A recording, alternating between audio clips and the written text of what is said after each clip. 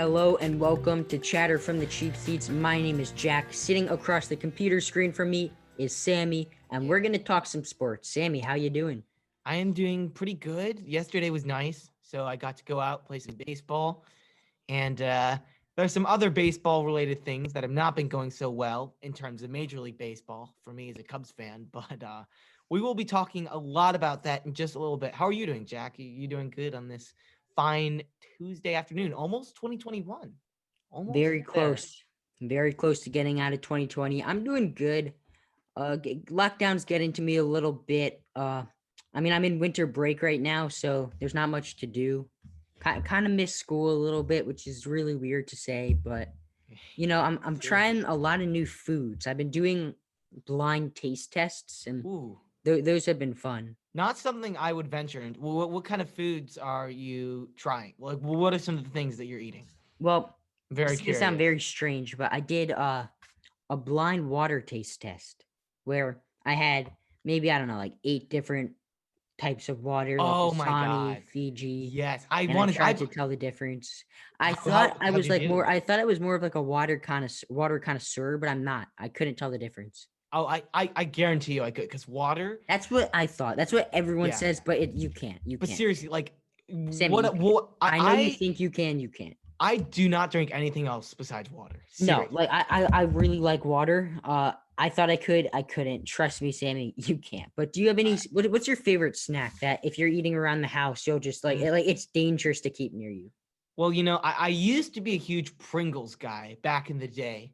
I used to love Pringles, but recently kettle chips. Like if I'm hungry, like that's my go-to because I mean those are just so good. And kettle chips followed by some fruit because you get the salty and then you kind of like outdo it with the maybe like a sweet kind of fruit. Are I you love. like are you like a wide variety of flavors kind of guy with the kettle chips?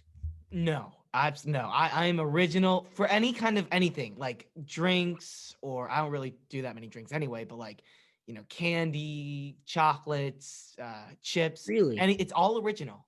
really, The just flavored all stuff has original. never been for me, but That's I love it. interesting. Yeah, That's I'm a interesting. plain eater.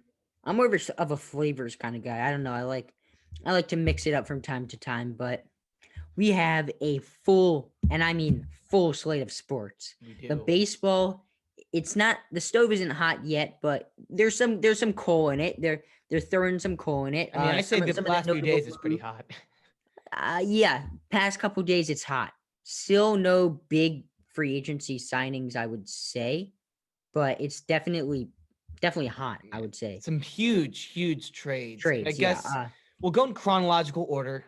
So the first one that happened, the big, probably the least substantial one, but Josh Bell is going to be heading to the Washington Nationals. Now, Josh Bell's a guy who had a tough 2020. Do you think he's one of those guys who that's just going to be like a weird outlier year? He's going to be right back. Or do you think it's a sign that Josh Bell is going to be heading towards a regression? And do you think the Nationals could end up losing out on that trade? So Josh Bell is a guy who he's 28. He's right in the middle of his prime. I don't think he's regressing yet. I think he Yeah. probably has 4 or 5 more good years before he starts regressing. I don't think that last year was kind of the norm for him. I think it was more of an outlier. He did not have a great season, but we saw that with so many players: Christian Yelich, Javier Baez, David Dahl. I mean, I could go on and on. There's so many players that had bad 2020 seasons. Yeah, absolutely. Well, and Josh Bell, what's interesting about him, I was looking through his baseball reference and his fan graphs pages, and he's a guy who obviously hits for a lot of power, especially he's a switch hitter from the left side. But he also has considering he hits for a lot of power, a pretty low K rate. 2020, which we're saying is an outlier year, was the first year in which he's gone over 20% for strikeout rate, which is pretty impressive. And he has a lot of pop, obviously, especially from the left side, like I was saying. So I think it's a perfect add. The Nationals probably rules out them bringing back Zimmerman, but maybe you bring him back as kind of a platoon. Eric Thames is sticking around, but he had a rough year, and I'm not really seeing him having a huge bounce back. So I really like the signing. I think for a team that can sneakily contend again next year, Josh Bell is the perfect offensive piece to keep you contending. Yeah, I don't know. I can't see Ryan Zimmerman going anywhere else. You mentioned uh Josh Bell splits from the left and right side of the plate and how they're very varied. Can you just elaborate on that a little bit more? Well, yeah, I mean, Josh Bell, most switch hitters, you'll find they're much better from the left side, and Josh Bell is no exception. I mean, I was looking through his stats from his really good year in 2019, and over over that year, from the left side of the plate, he was hitting like over 280, roughly 290, and from the right side of the plate, he was hitting like 220.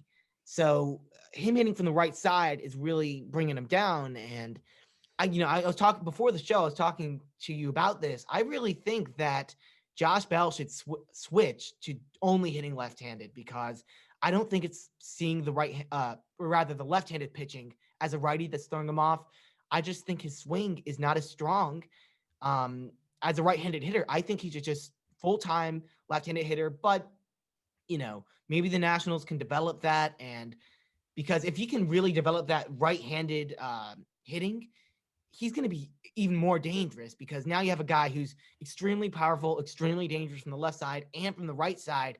And it's really tough to game plan against in terms of bullpen as an opposing team. So Josh Bell, I think it's a good signing, Yeah, especially, like I said, if they could develop that right-handed hitting. yeah, I think he's gonna have a bounce back year. And we have breaking news, Sammy. Like right now, Yeah, right now we have breaking news. This is from multiple sources.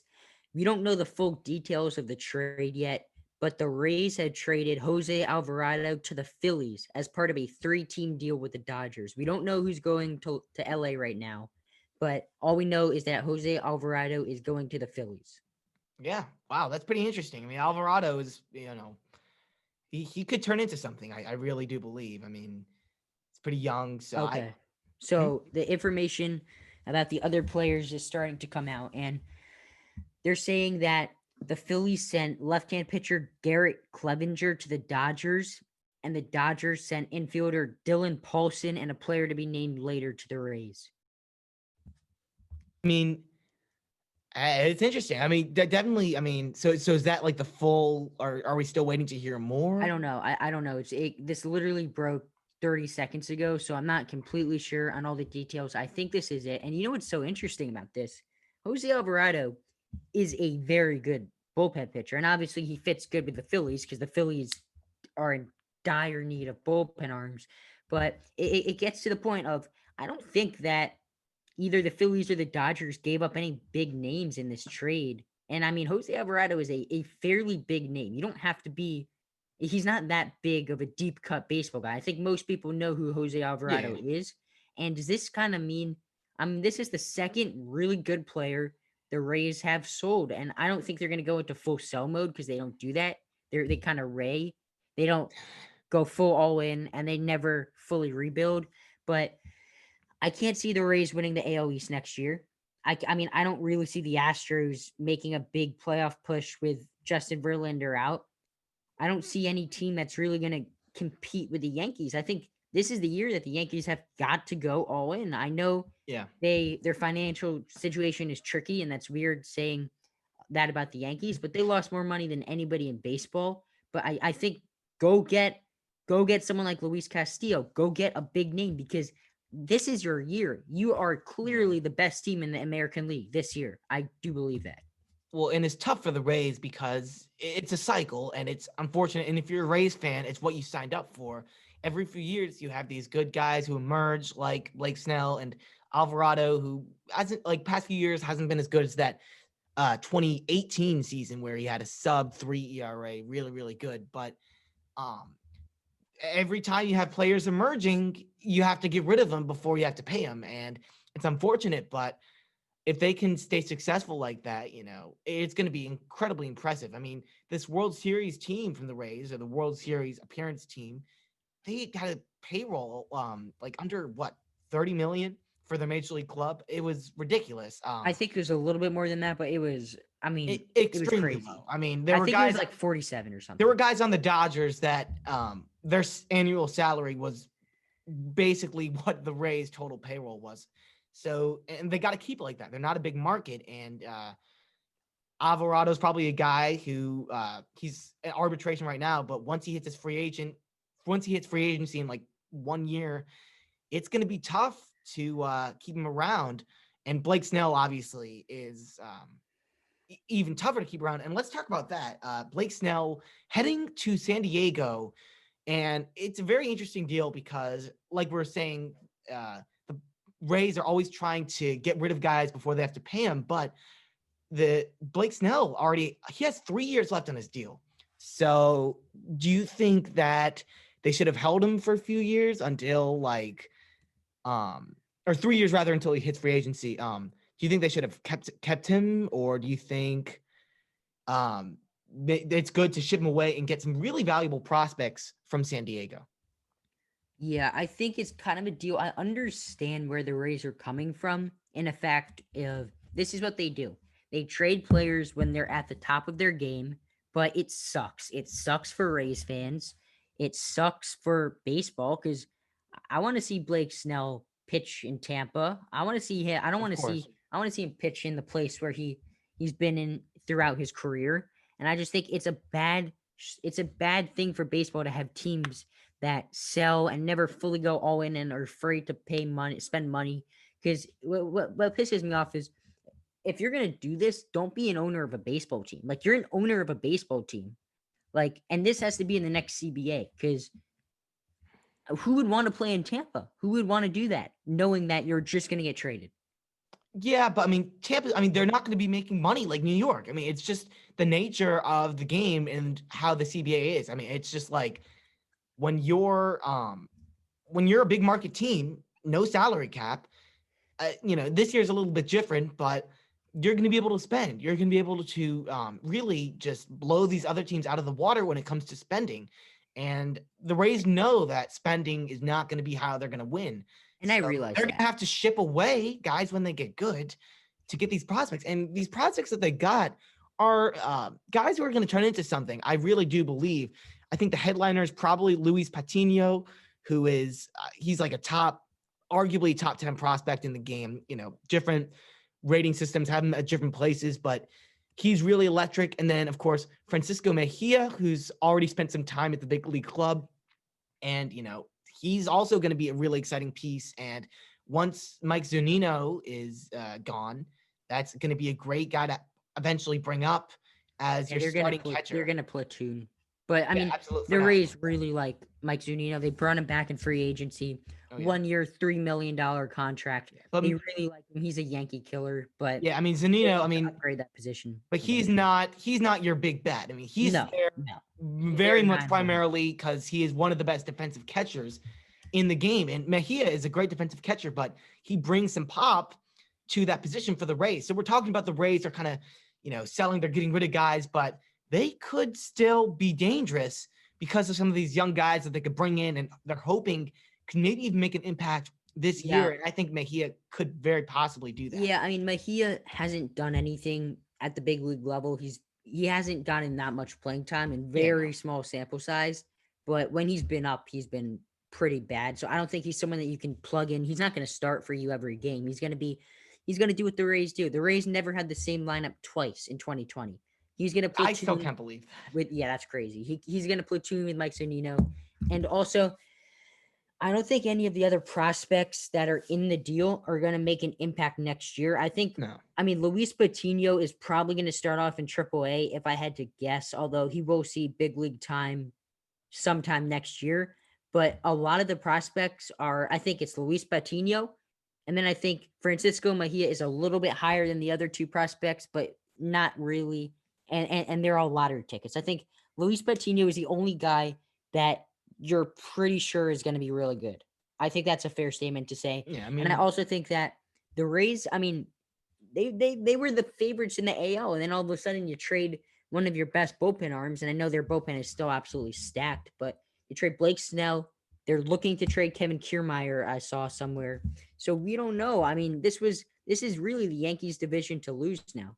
I think a sleeper in this deal can be Cole Wilcox. I mean, he was very good at Georgia. He struck out 32 batters while only walking 2 over 4 starts. So, a small sample size, obviously, but pretty ridiculous. And he did sign that pretty big signing bonus with the Padres, but he's a guy with good stuff. And you're talking about how really the only remarkable I mean, you were kind of downing Mejia, which I understand after his struggles at the big league I level, wasn't but doubting Mahia. I was just saying that I think Luis Patino is the is the guy. prize, and everything That's else is sort of like a lottery ticket. Like it's hit or miss.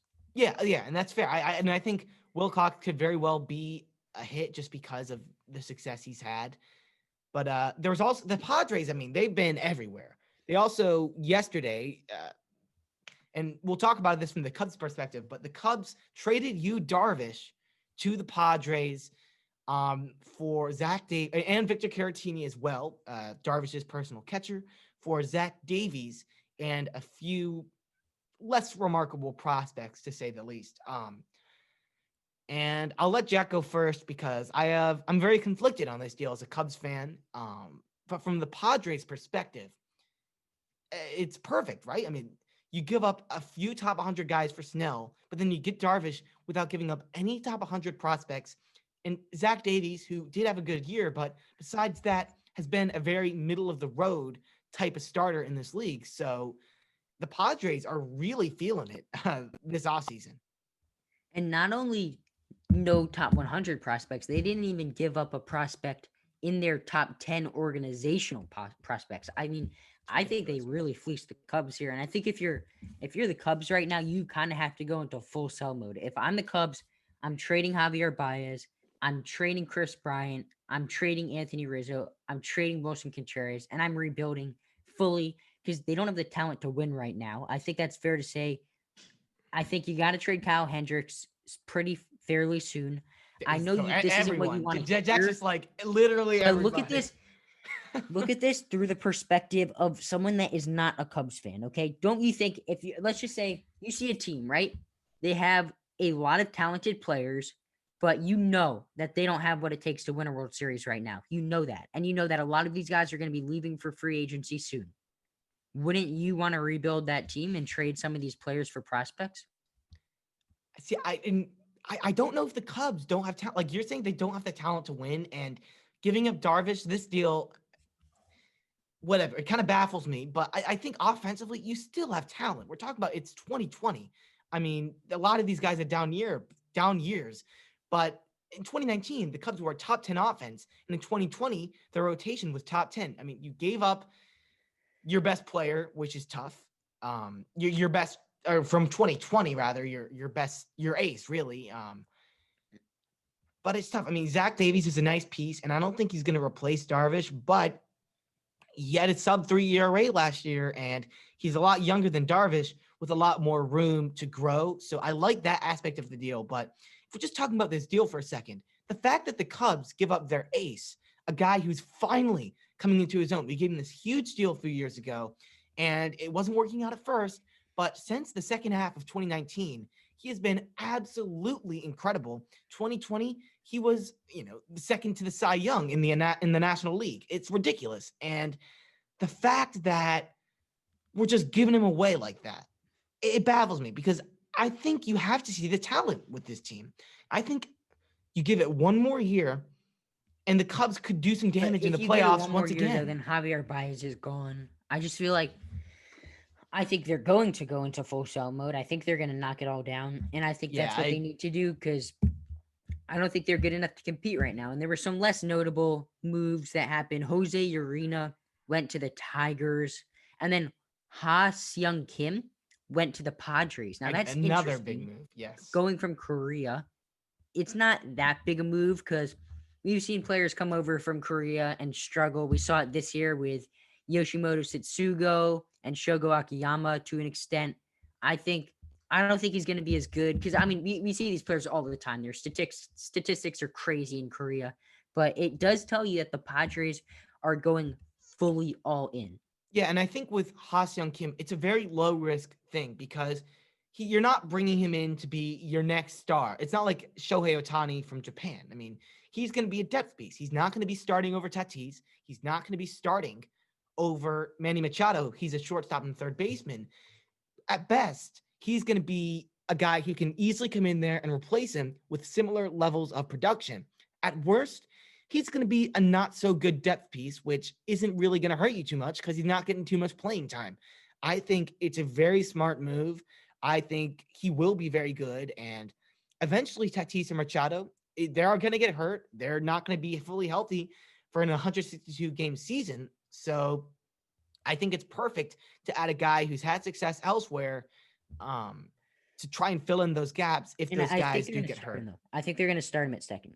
at second base. But Yeah. you got Cronenworth. I Yeah, mean, they're going to move Cronenworth to the outfield. yeah, in Korea he mainly played short and third. But I mean, I guess move Cronenworth to the outfield, start Ha-Seong Kim. I mean, and That's once what I again, heard. if he doesn't work out starting, move him back to depth piece. You have Cronenworth, move him back to second base. And this team already has so much depth and talent that they can really maneuver their lineups in a lot of different ways and find success in a lot of different ways. That's really cool. And it's really scary. And let's talk about this NL West for a second. The Dodgers, for the past few years, have really kind of stood alone. They have been the team in the NL West. No one's really competed with them. And there have been some interesting things happening with, the Diamondbacks were good in 19 and the Padres were pretty good this year. But nowhere to the level of the now Dodgers. all of a sudden you have two World Series contenders inside of the NL West.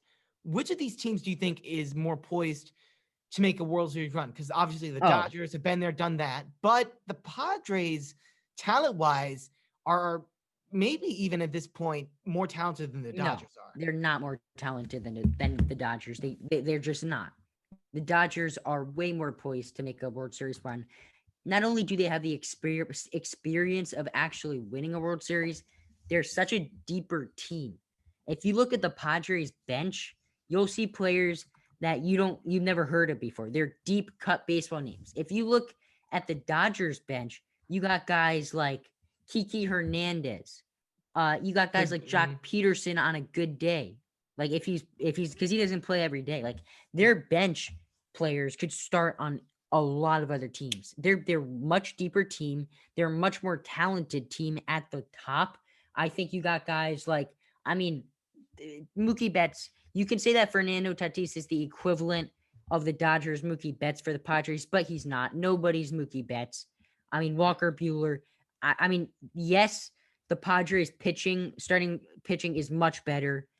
Or not much better, but it is better. But the Dodgers rotation is still really good, and they still have a better lineup. So I feel like, this offseason is far from over. There are a lot of good depth pieces left to acquire. One of them, Kike Hernandez. The Padres could very well steal him from the Dodgers. He's going to be a free agent. They could lose one of their best, most valuable free agent pieces. And if the Padres add some depth pieces, because I do agree they're lacking a little bit in that department, if they add some depth pieces, but they could be just as dangerous. You can't just find a Kike Hernandez. You can find a Kike Hernandez because he's available in free agency. Kike Hernandez is just not lying around. Like there's some players, the players that are the equivalent of Kike Hernandez that are on the free agent market. Like I don't Kike Hernandez because he's on the free agent market. I think it would be. Yeah, but he's not like the Padres or the Dodgers are going to re-sign him. That's not necessarily. They might lose out on Justin Turner as well. The Dodgers might not be the same team. I can't imagine Justin Turner going anywhere. You can't picture him in any other lineup other than a Dodgers lineup. I think he could be on the move, especially if the Dodgers make a run for LeMahieu, which is very possible. I don't think that's not true. That's not true. Sammy, don't put that into my head, please. LeMahieu has said that he wants to be a Yankee. And when have the Yankees, you cannot name one player that the Yankees have made their number one priority and not gotten, like ever. It's a different year, man. It's 2020. But back to the Dodgers. And, even if the Padres are right now, I think they are probably a little bit below them in talent, but they're definitely getting up there. Do you think the Dodgers are now going to try and make a run at Trevor Bauer? Because the Padres are really stacking up on their rotation. By 2022, it's going to be extremely dangerous. The Dodgers are going to want Bauer on a long-term deal. I really think. Would you agree with that? I do think they make a run for Bauer. I think this definitely takes the Padres out of the Bauer conversation. Just because there's no way. Why would they want him? Like, what's If that they gonna get do? Bauer, I would just lose it, man. I mean, that would be the best rotation of all That would time. be ridiculous. Bauer. But I think the Bauer, I would say competition sweepstakes is now down to the Dodgers, the Angels, the Blue Jays, and the Mets. I think those are Yeah. the big four teams. The Mets are I- more focused on George Springer than Yeah. Bauer, but I don't put think it past them to yeah. sign both of them. Yeah, I don't I know if kind Bauer of wants to go to almost Toronto. I'd almost rule the Mets out at this point. I feel like I really feel strongly he's going to end up being an Angel, but Yeah, but don't Trevor don't Bauer is an overthink though unpredictable now. guy. We Like, you have to don't know what remember he's that. gonna do. You don't know what. Whatever we think Trevor Bauer is going to do, he is going to try and do the opposite. He's a very quirky That is guy to true. say the least. He's an interesting feller. Yeah, But for sure. it's nice to see the baseball hot stove heating up again. And now let's get Yes. to the football. We saw some great football action in week 16. Alvin Kamara with 6 touchdowns, 155 yards, 56.2 fantasy points in full PPR, and he won Drew Brees his son's fantasy league. So, I mean, what an incredible performance. Oh my God. I mean, I feel bad for anyone who's playing him in fantasy this week. That's just tough. But ooh, it's ridiculous. Alvin Kamara is kind of people forget about. I mean, I don't want to say people forget about him. No one's forgetting about Alvin Kamara, but he's not in the top running back conversation like McCaffrey has been, like Cook has been, like Henry. And I think it hasn't been his best year, but I think honestly, put him right in that conversation. If you have 6 touchdowns, I don't care. That's absolutely ridiculous, and he just does it based on elusiveness. And one of the things I'm also concerned about, if you're the Vikings, your rush defense, man. I mean, just two Oh years my ago, god. you Like like probably like had one of the best rush defenses in the league. You had Daniil Hunter, who is still on the team, but he's been dealing with injuries all year. You have Linval Joseph, and then you had Everson Griffin. That three-man front was unstoppable. People could not run against it. And now you only have one of them left, and he hasn't really been as good. It's just not the same. And Alvin Kamara just stepped all over him, ran all over him rather. Ridiculous though. I love to see it. I don't care like what team you're on. If you Swiss have six cheese. touchdowns, you Their light it up. rushing defense was like Swiss cheese. It was, I mean, and the Vikings were, I mean, Vikings coach was not happy. We saw Mike Zimmer. Well, because Mike he's the Zimmer. yeah. I mean, he went at them hard. Now, Ryan Fitz magic, baby, coming in once again for Tua Tungavailoa for the game winner. And does it worry you that Tua has to keep getting pulled in these crucial situations? Because I feel like this is twice now. It happened against the Broncos where he's had to get pulled in crunch time. I know you worried that he's just not getting like. I feel like the experience. I know they're trying to make the playoffs, and they probably will now. So I understand why you put Fitzpatrick in. Tua was not playing good, but it's sort of a double-edged sword because you want your young quarterback, who's the future of your organization, to get the experience in those big spots before the playoffs. I mean, he's only a rookie. Let's remember that.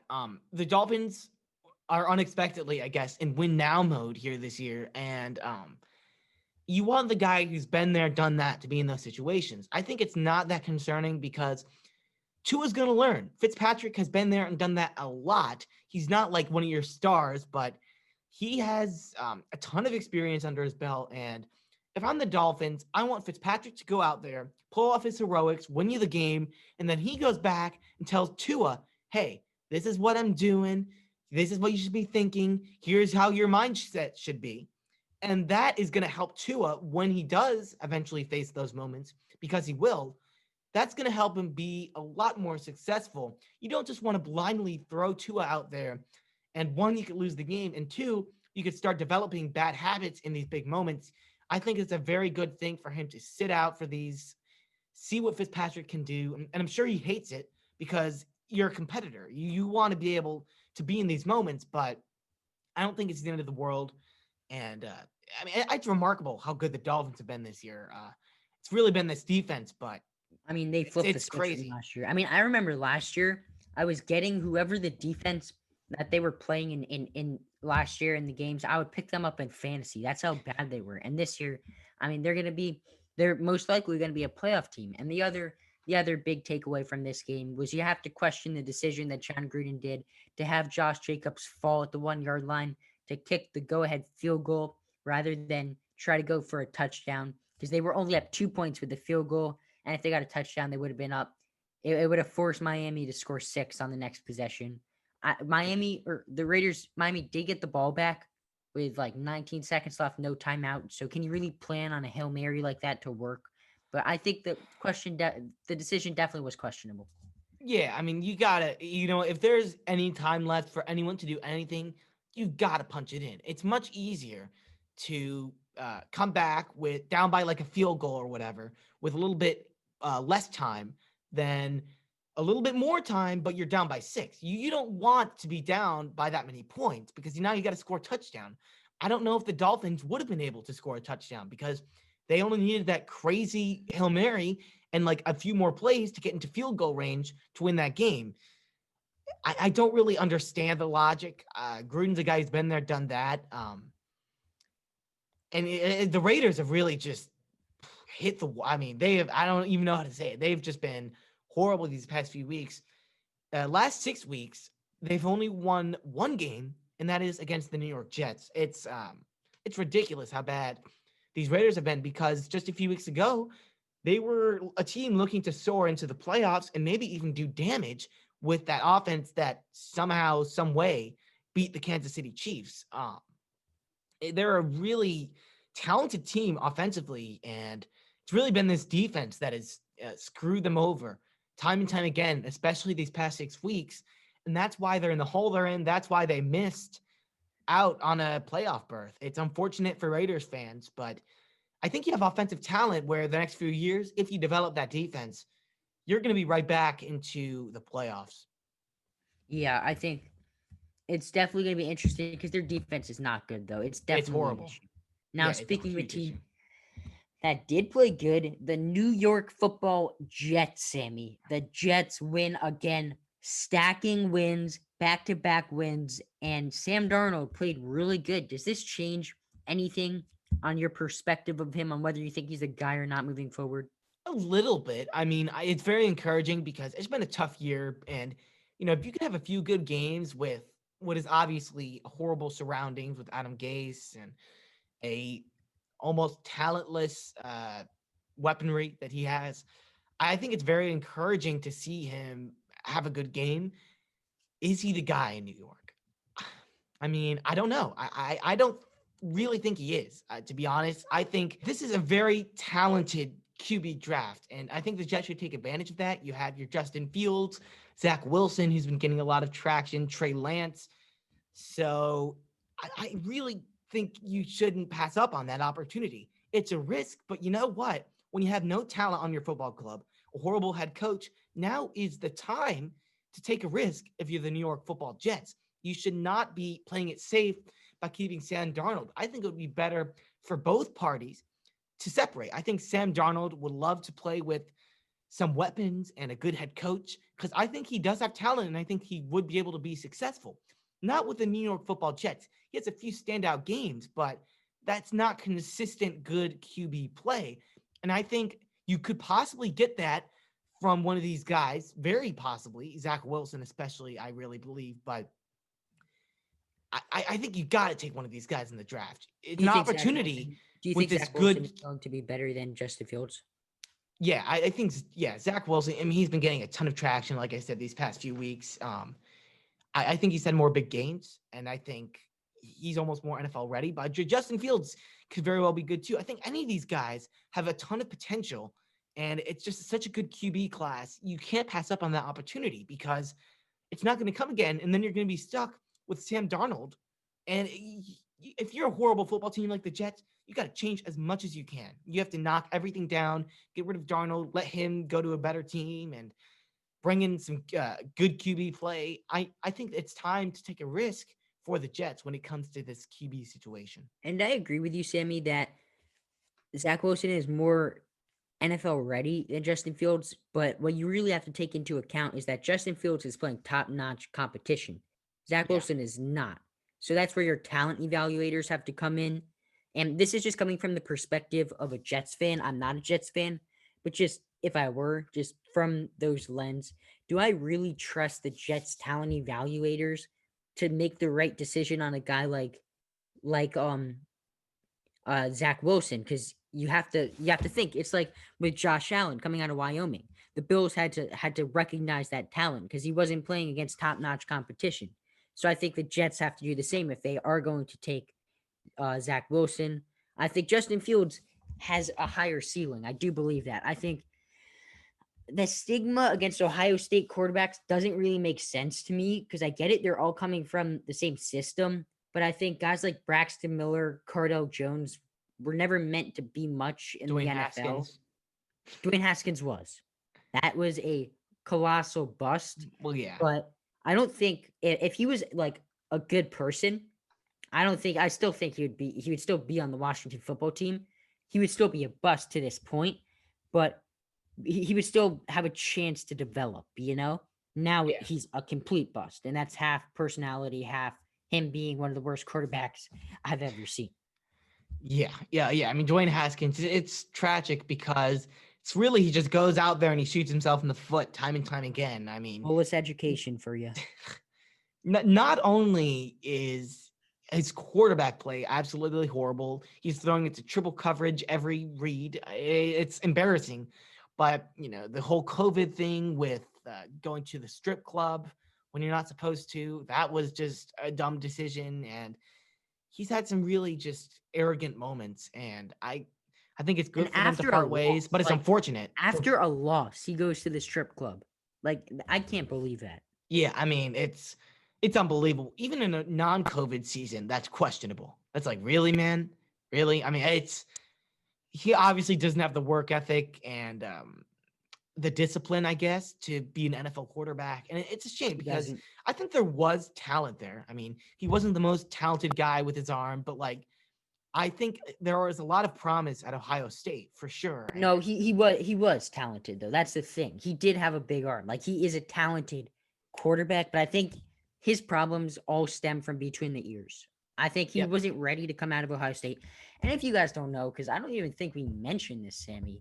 I mean, bad job out of us, but he got cut by the WFT Washington football Washington team football team. the other day. So that's the big news out of Washington as they are trying to make a playoff push in the NFC East. Sammy, do you think they get in, or do you think maybe the Cowboys or the Giants are the team out of the NFC East? I'm going to be perfectly honest. I think it's going to be the Dallas Cowboys. I mean, and I said this a few weeks ago, and you can say what you want, and I would say, I guess the Washington football team is the favorite just because they do control their own destiny. With a win, they're in. But I think I the agree Eagles, with that. despite a tough loss, have looked a lot better, especially offensively with Jalen Hurts. And yes, you have a tough Washington defense, but I mean, you might have to be starting Heineke or whatever. I don't even know how to pronounce his name at quarterback. Taylor Taylor Taylor Heineke. Heineke. I Taylor don't Heineke. I don't understand. And Sammy, I'll make a deal with you. If the Cowboys win the division, I will make myself my own Jack's dumb Twitter take. Oh, please. I would love that would make my day. I Yes. still think I'm gonna be right though. So Do you think that you're a Giants fan, obviously? Do you think the Giants are going to do it? man, I really hope so. Just because the experience getting into the playoffs will give you. I don't think Daniel Jones is not fully healthy. I don't know. I don't Yeah, think I mean, so. I think the I think it's good. I Cowboys. think it's gonna be Washington. I mean, the Cowboys finally kind of looked themselves last week. Andy Dalton wasn't great, but he put up like Dak Prescott esque He's starting numbers. to win a couple games. Ezekiel Elliott. I mean, talk about him. He's finally I don't think returning to he's going to be a form. big factor though in the Giants game. I think that the Giants are pretty good. They did it against the Browns. They did it against the Seahawks I about mean, they stopping didn't the do it run. last week against the They Ravens, didn't. and that's They did not. concerning. But that's I mean, only they got one blown game. up I by think the you got to Ravens. take the larger sample size. They were missing some players. Right, but you also have to think about trends. I mean, if last I don't week, think one game is a trend though. Against one of the best teams, the Ravens run game, I would say this season has been much better than the Cowboys. I mean, but with Ezekiel Elliott returning to form, I mean, I'd be concerned as the Giants, and I that's why I Sammy, think the Cowboys can pull but it I don't off. think you can name.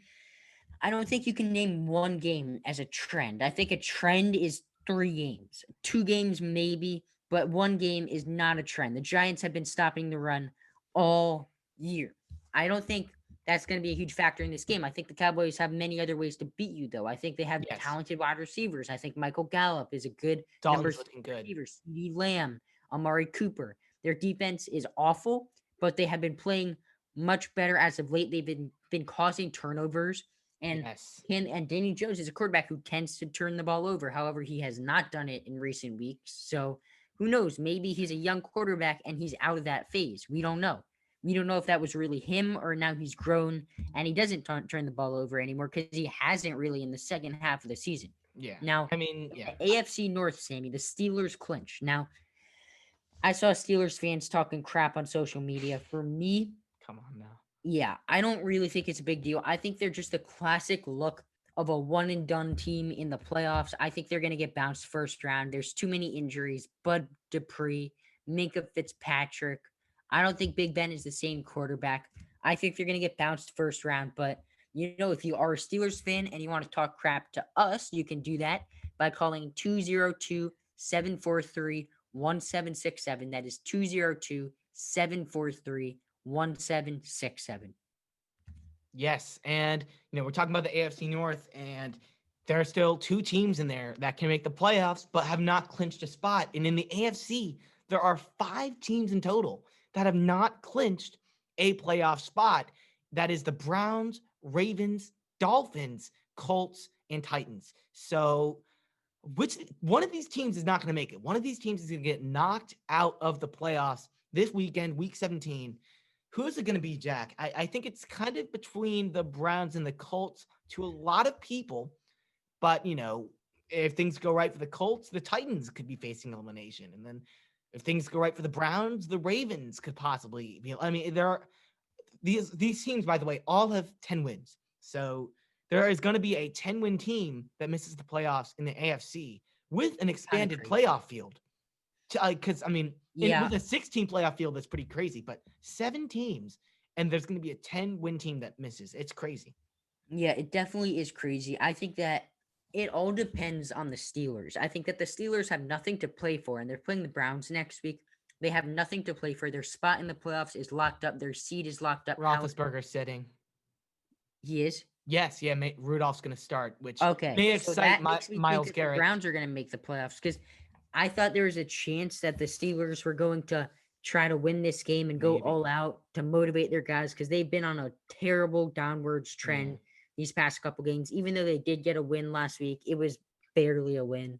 Good They played team. they played like one good quarter of football, and I think that's not a good omen going to the playoffs. That's not the juju you want. You want to go in with momentum, and I think a win against the Browns, who desperately need it, could have done that. But if they're choosing to lay down like they are and just rest their guys, which I think is smart. I'm not saying that's the wrong thing to do, but I'm saying that's the path they're trying to go down. The Browns are going to have an easy win, and I think the Browns are going to get in. Yeah, and let me just walk you guys through, if you're not already aware of these playoff scenarios real quick. So Baltimore, they clinch with a win, or a Cleveland loss, or an Indianapolis loss. So a lot of things are kind of looking like the Ravens are going to make the playoffs. A lot of things have to go seriously wrong for them to miss. For the Browns, with a win clinches them a spot. So considering that the Steelers are kind of resting up and not really taking this game as seriously, it seems like they're going to win. If not, they're also counting on an Indianapolis loss to make the playoffs. And then for the Colts, they have to win and have a Tennessee loss or tie. So the Colts are kind of the team that it's going to be tough. The scenarios are a little more outlandish for them. And there's really only one that doesn't involve a tie, and that is an Indianapolis win and a Tennessee loss. And both those teams are not playing good team. Indianapolis can very well win. I believe, let me just check real quick. They're either playing the Colts, or they are the Colts. They're either playing the Jaguars or the Texans. The Colts are playing the Jaguars, and the Titans are playing the Texans. So I don't think the Titans are losing to the Texans. The Texans are obviously a discouraged team. If you saw what JJ Watt said, you understand. So Indianapolis can easily beat the Jaguars, but Tennessee is not going to lose to Damn the. it.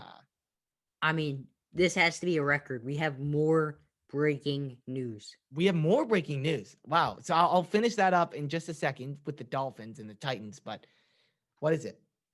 Now, this is Craig Carton, he's on, he does a radio show in New York. So take this with a grain of salt.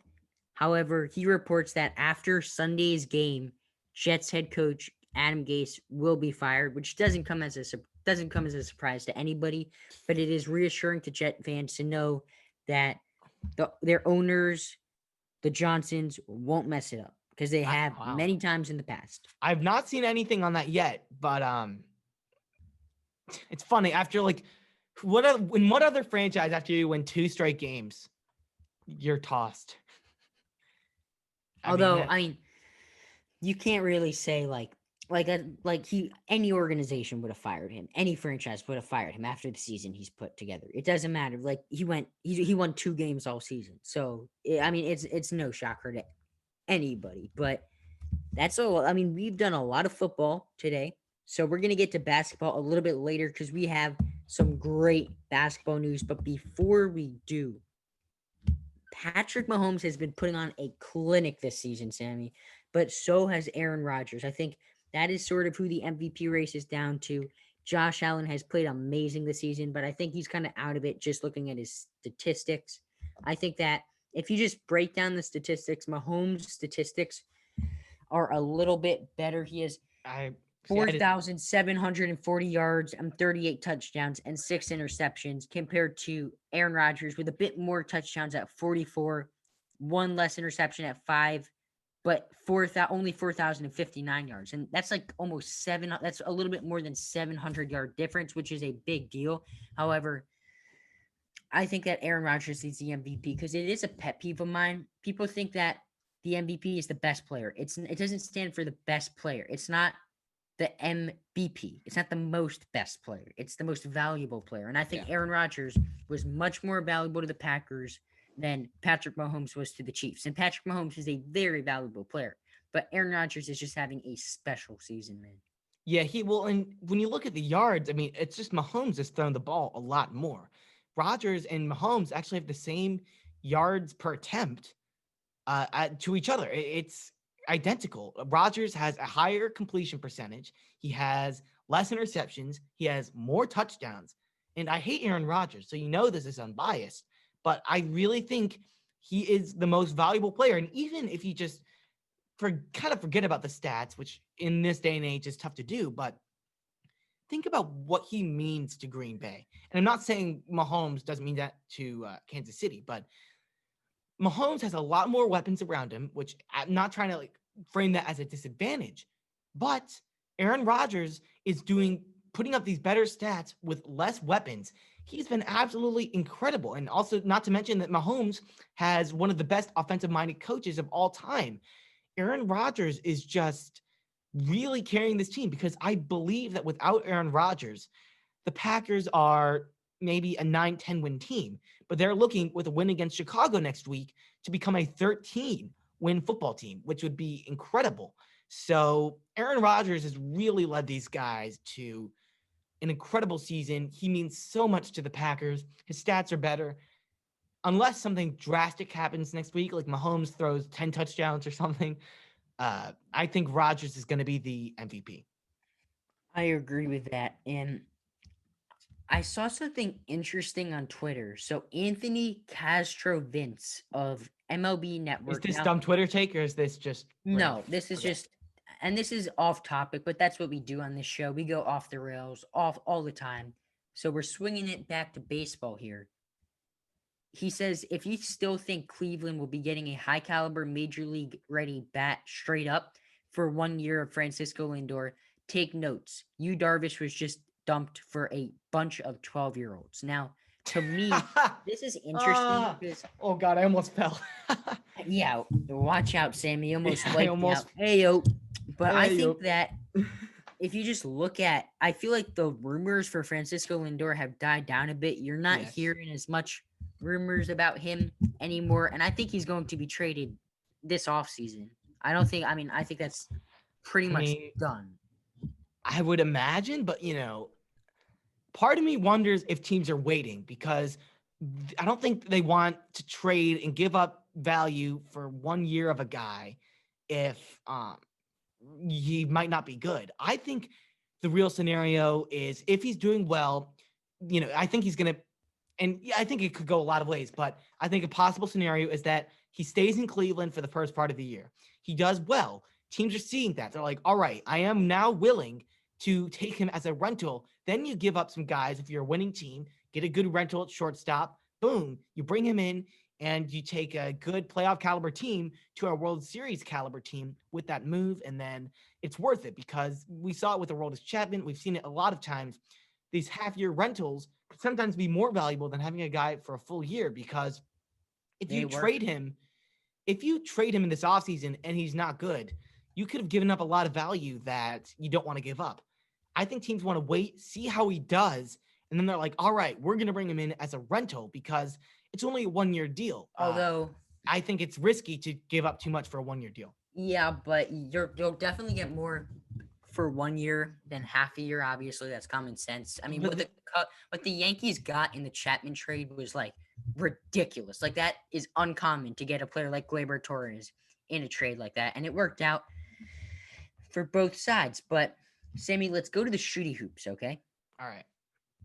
You ready? You don't sound enthused about I'm ready, man. I'm just a little discouraged because the Bulls are 0-3, man. I mean, it's tough. We had like Sammy, buzzer beater shot to the Warriors. Might make an appearance on Jack's Dumb Twitter takes very soon of the Bulls making the playoffs. I got to tell you. Oh no! Look, it's only 0-3. I mean, I think they're talented enough to turn it around, but they played the Warriors really well, and we lost on a buzzer beater. And they went back and looked at it, and not only did they find that the inbound play that the buzzer beater was on had a 5-second violation, but they also found that there was an offensive foul that should have been called. So the Bulls should be 1-2, man. I'm sure there is an offensive foul and a quote unquote 5-second violation. You look at it. That guy held onto the ball for like 20 seconds. That's some bad luck, Sammy. I gotta say, and some other bad luck. Spencer Dinwiddie of the Nets partially tears his ACL. He's out for the year. I mean, the Nets are such a deep team; they can definitely withstand this, but it still is a big blow. It's a huge blow. I'm sorry. Like Dinwiddie does so much for this team. Well, I mean, he's not a top 3 player on the team. Yeah, but that's because you have KD. I don't even think he's a top 4 player on the team.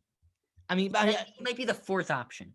So I'm saying like that's why they can withstand it. Regardless, I mean, I just think the way he comes in and benefits that team is really tough to replace. Yes, they're a deep team, but having a guy of that caliber, starting caliber, coming off the bench is so valuable, and you lose that. And I think it could really have an impact. You still have that with Karis LeVert.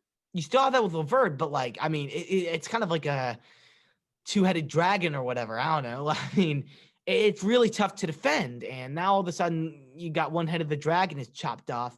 It's tough. That's true. It's tough. And this might diminish their chances of being the 1 seed. I'm not saying it. They're not going to be the 1 seed, but I think it makes it a lot tougher because that's one of the unique things. You have LeVert and Dinwiddie coming off the bench. That's one of the more unique things about that team, besides the fact that you have KD and Kyrie. Yeah, it's tough. I think they'll be able to manage, but I think it will definitely diminish a lot of what makes that team very special. I still think they are a NBA Finals caliber team. I definitely believe that. Now, another NBA Finals caliber team, the Bucks, are having some struggles. Giannis missed a game-winning or game-tying free throw, which is just devastating. That is not what you want. Now he's struggled since then. It's mental. He's missed a bunch more free throws since then. Do you think it's in his head? Because I think it's completely in his head at this point. I think it is. I mean, Giannis is a guy who like hasn't really had to deal with too much adversity. Like in terms of like the Bucks as a team, yeah, like he's had to, they've had losing seasons. But personally, I mean, the past few years, he's been incredible. And I'm not trying to say it like his life or whatever. I'm just like, in terms of being in the NBA these past few years, since he's really turned it on, he has not had a slump. He has just been go, go, go, go, go. And I think it's tough because obviously he's going to happen. And I think what's going to happen, he's going to deal with this. He's going to get past it, and he's going to be stronger. And the Bucks are still going to be a good team. I'm not as high in the Bucks as a lot of people. Hmm?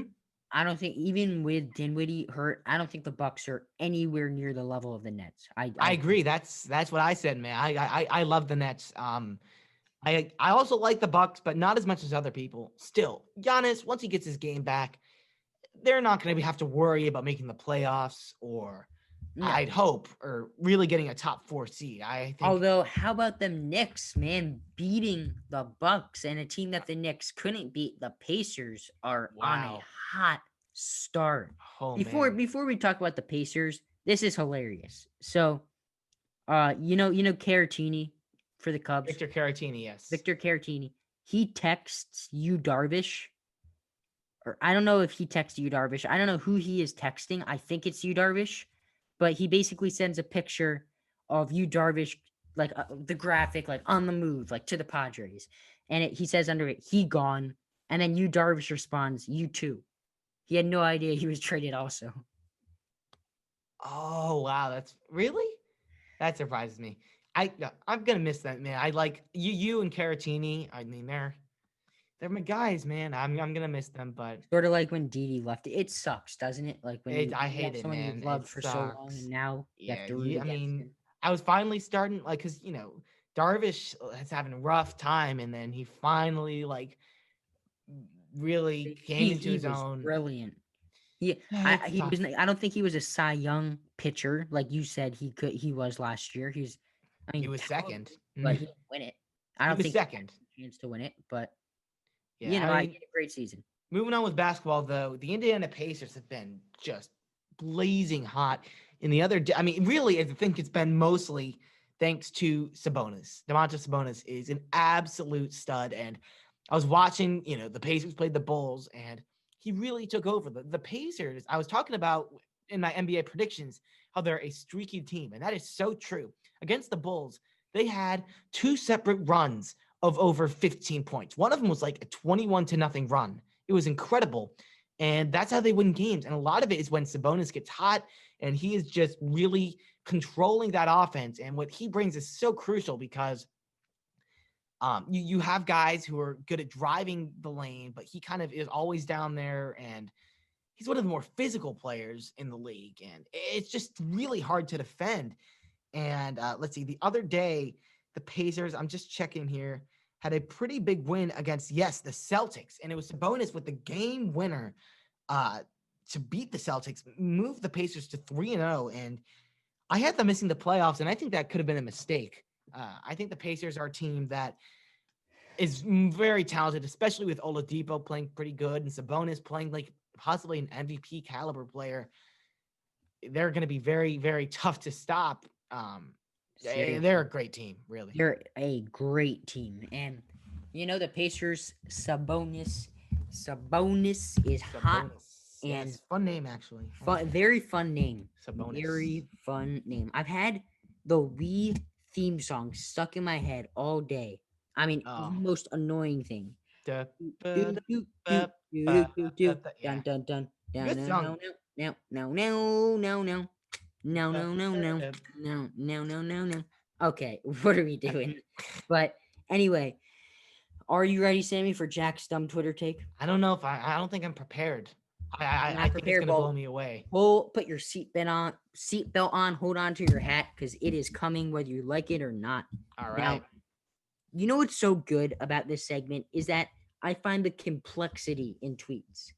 It's not just a single thing. It's not just one dumb take. It's multiple. I find complex tweets. Now, this is a complex tweet. There's many different angles to it. We were talking about Braxton Miller and Ohio State quarterbacks earlier. He actually transitioned to a wide receiver. Yeah. We were talking about that earlier. So it relates to the show. It's about two different players, very many different angles. It's from a blue check mark guy, many different angles here. Peter, don't want to butcher his last name, Peter Bukowski, Oof. at Peter underscore Bukowski, says Braxton Miller is going to be better than Will Fuller. Favorite this tweet. I did favorite it so I could read it on this segment, Peter, which is called Jack's Dumb Twitter Takes, which means that your take is dumb. Yeah. Not been hearing too much about Braxton Miller. I do remember when he or made Will that switch Fuller though. anymore. I mean, Yeah, well, he got Will hit. Fuller also. I mean, I guess you could kind of make the argument. I mean, he didn't inject No, steroids no, into his Will body. Fuller has been. I know he was on the juice a little bit, He was on that but juice. he's still a Will Fuller's fantastic still wide good. receiver. And Braxton Miller, is he even still in the league? God, I don't even think he is. I've not heard his name in a long, Let me long look time. up Like, Braxton Miller. Do. yeah, let's see. He He is is not, bro. He hasn't not. played since 2017. Oh my! Since when? 2017. 2017. That's crazy. His middle name is Yeah, Marcellus. let's Braxton Marcellus. his entire career, he has 261 receiving yards, 2 receiving touchdowns. Um, Okay, well, actually, he was okay. So he signed in 2018 to the Eagles practice squad, and then he signed a reserve slash future contract with the Eagles in 2019. So I guess he maybe was a we'll see him in a little. game again, but he has not played in an NFL game since 2017. Not a good take there from I don't even know what his name He was. signed. Yeah, he was on the Panthers practice squad. Then he was on. I mean, the Eagles practice squad, the Rams practice squad, but he hasn't played in a legit game since 2017. Yeah, I mean it's not a good take. I He mean, was Will great in Fuller's really college. emerged as one of the well, he was emerging as one of the bright young, not necessarily young, but he's been emerging as a very good wide receiver in the league. And Miller, um, hasn't played since 17, so it's pretty self-explanatory. Oh yeah, and Sammy, what a great show we put on today. We miss Ori; he will be back soon. But what a fantastic show! We gave you guys Yeah. laughs, we gave you guys lessons, we gave you guys love, the 3 L's, and I hope you learned something from us today. Yes, I mean lots of sports news, and that's what we love. The MLB hot stove was not very hot at all, but then it Thank God. exploded. And that's Out of very nowhere, exciting. the Blake Snow news came out of nowhere. Yeah, man, I'm very excited, and I'm sure there's going to be more news. We'll be coming back with more episodes, and this one might be our last one of 2020. It depends on how the timing works out with when we record next, but we might have to say goodbye for the year. It's Yeah, there might be unfortunate. an episode out on Saturday. If not, you guys are going to be seeing this on Wednesday. So you guys might get 2 episodes close to each other. If not, we'll probably do an episode. We might do an episode this Friday, if not next Friday or next Tuesday. We'll keep you guys updated. If you want to stay updated, follow us on Instagram and TikTok at shatter_cheap_seats_pod so you guys can just stay in the loop with all the logistical stuff. But yeah, Sammy, any last words? Not really. I'm another fun episode. I can't forget to say that. You're not going to mute me this time. Um, but yeah, seriously, a fun episode for sure, and can't wait for the next one. If I don't see you guys, Happy New Year. Maybe we will have an episode before. Hope you Happy guys and liked. Hope you healthy guys and liked this happy. show. Happy and healthy. Healthy and happy. Happy and healthy. Yes. Healthy and happy. God, Yeah. you're normally the music guy, Sammy. I am feeling it today. Yeah, Jag might have to make a band. I should make a band. Me and Ori will make a band. He'll sing his poetry. I'll put a beat up, and you can sit in the corner and watch. Yes, I will. I'll be glad to sit in the corner and watch that beautiful creation. Yeah, well, if you guys have made it this far in the episode, we thank you. We hope you listen to the next one. We love you guys. We appreciate you guys, and see you next time on Chatter from the Cheap Seats. Sammy, take us out. Bye.